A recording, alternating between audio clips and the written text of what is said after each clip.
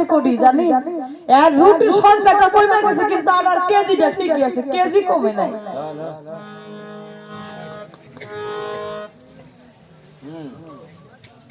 তাই সমস্ত কথা দিয়েছে স্বামী যে বজন করতে হবে ওইটা তো আমাদের শুধু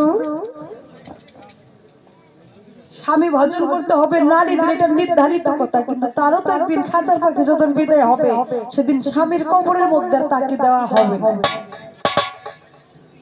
তো যাকে আলোচনা দিয়েছে দয়াল গুরুর কাছে আমার জিজ্ঞাসা ছিল, দয়াল একটা দিলে 10টা পাবি, ঈমান ঠিক রাখি, সেটা কোন ধন, কি ধন দিলে পড়ে? একজন ভক্তের জন্য ঈমান ঠিক রাখতে হবে, যেখানে ঈমান ঠিক রাখা হয় সেখানে কিন্তু বড় একটি মাহিত্য কথা। আমি যখন দান করতেছি, একজন মানুষকে আমি দান করতেছি, সেখানেও আমার ঈমান ঠিক থাকতে হবে। চুল পরিমাণ শোয়ের আগার উপরে হইল প্রেম, চুল পরিমাণ যদি ভিন্ন হয়ে যায় সেখানে প্রেম হয় না, তাহলে আমার ঈমানটা আমি ঠিক রাখবো কিভাবে? ভিন্ন তো হইতেও পারে। কাজে বলতে চাই আসল হতো ওনার বাকি পড়বে না, 100 টাকার নোট গুলো নিয়ে যায়, তবু সভাপতি ইনি আজকে সভাপতি, ইনি যখন হুকুম করছেন 2টা কথা কইয়া তারপর আমি ওনারে জিজ্ঞেস করতে চাই যে আমার দয়াল নবীর সঙ্গে ওয়াইস করণীর সঙ্গে কি একটি সম্পর্ক ছিল, যার সঙ্গে জীবনে দেখা হয় না।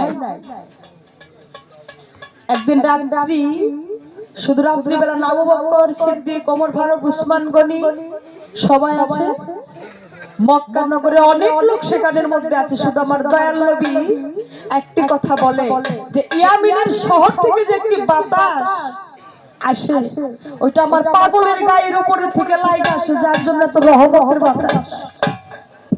সমস্ত সাহাবা একরাম আমার নবীকে জিজ্ঞাসা করেছিল, হুজুর যার শরীরের বাতাস লাগলে যদি এত রহমত হয়, এত প্রেম হয়, তাহলে তার সঙ্গে আপনার সঙ্গে জীবনে দেখা হয় না কেন?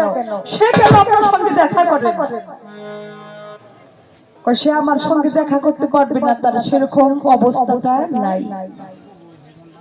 আরেকদিন সাহাবা একরাম সবাই দাঁড়িয়ে আছে, আবু বকর সিদ্দিককে উপলক্ষ করে আমার দয়াল নবী সেই কথাটা আবার বলতেছে যে আমাদের কি পাগল আছে আমিরের শহরে, ওর সঙ্গে জীবনে কারো সঙ্গে দেখা হবে না, অতএব আমার সঙ্গেও হয় নাই। কয় সে যদি আপনার এত পাগল, এত ইশক পাগল, তাহলে কেন আপনার সঙ্গে দেখা হবে না?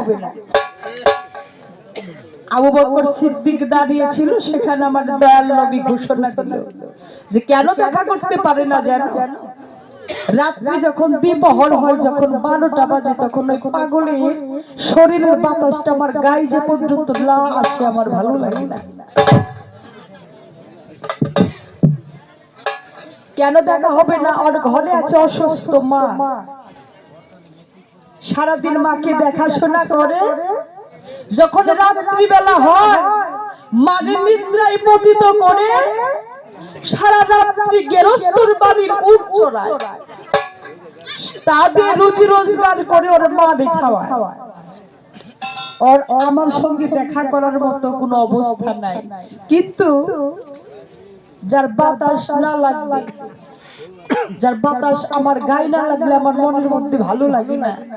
কিন্তু দেখা করতে পারবে 2জন ব্যক্তিকে, হযরত আলী আর ওমর। তারা কেন দেখা করতে পারবে? যখন আমার 63 সাল জিন্দেগি দুনিয়া থেকে শেষ হয়ে যাবে, আমাদের জুম্মাটা আমার পাগল রে আলী আর ওমর দিয়ে আমার পাপিষ্ঠ উম্মতের জন্য যেন একটু দোয়া করতে বলতে। তাদের সঙ্গে এমন একটি প্রেমের সম্পর্ক ছিল, ওয়াইস করণীর হাতের ডান পাশে একটু শ্বেত বর্ণের চিহ্ন ছিল, যার সঙ্গে জীবনে দেখা হয় না, আত্মার সঙ্গে আত্মা মিশে গেছে, আত্মার সঙ্গে আত্মা মিশে গেছে, যার সঙ্গে উপর জগতে দেখা না হইতে পারে।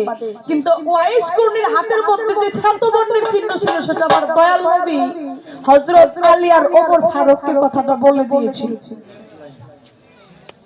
আর যখন ওই জুব্বাটাও নিয়ে গেল, সেদিন একটি কথা ওই পাগল জিজ্ঞেস করেছিল যে আলী রে, মদিনার মধ্যে মক্কার মধ্যে সব সময় তো তোমরা আমার দয়াল নবীকে দেখেছো, কিন্তু একটা কথা জিজ্ঞেস করতে চাই, কি তার দুইটা আঁঠু জোড়া সাল না জোড়া ছাড়া আসাল? আলিয়া রবর শিক্ষার্থে পড়ে গেল, জানি সারা জীবন বইটা দেখলাম তার আঁঠু দুইটা জোড়া সাল না জোড়া ছাড়া আসাল, তার জীবনেও দেখি নাই। তাহলে এখন ভিতরে ভিতরে ভাবে তাদের উপর জগতে দেখা না হইলে পরেও কে কোন জায়গায়, তাদের মধ্যে দুইটা একটাই। যাদের মধ্যে কোনো ভিন্ন